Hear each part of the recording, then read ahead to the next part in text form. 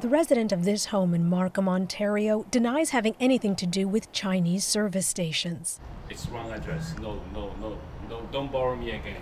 According to a report published by human rights group Safeguard Defenders, it's one of dozens of such stations around the world, including 3 in predominantly Chinese neighborhoods in and around Toronto.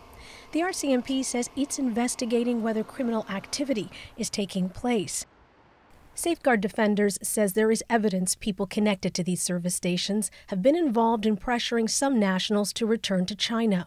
According to Chinese state-run media, 230,000 telecom fraud suspects were educated and persuaded to return to China from overseas to confess to crimes from April 2021 to July 2022. In most countries, we believe, yes, it's a network of individuals rather than thinking of it as a physical address and a physical police station where people will be dragged into. But some worry dissidents and ethnic minorities will also be targeted. These stations are another tool that Beijing can use to repress Canadians here in the Chinese community in Canada. Zhang Shui says she's been harassed online by Chinese officials for her activism. Now, the Chinese police station here, just a few kilometers from me.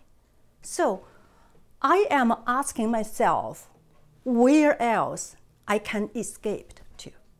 The Chinese embassy says for services such as driver's license renewal, it is necessary to have eyesight, hearing, and physical examinations. The main purpose of the service station abroad is to provide free assistance to overseas Chinese citizens in this regard. The Chinese embassy also says the service stations are staffed by volunteers, not police officers or people who conduct criminal investigations. Idil Musa, CBC News, Toronto.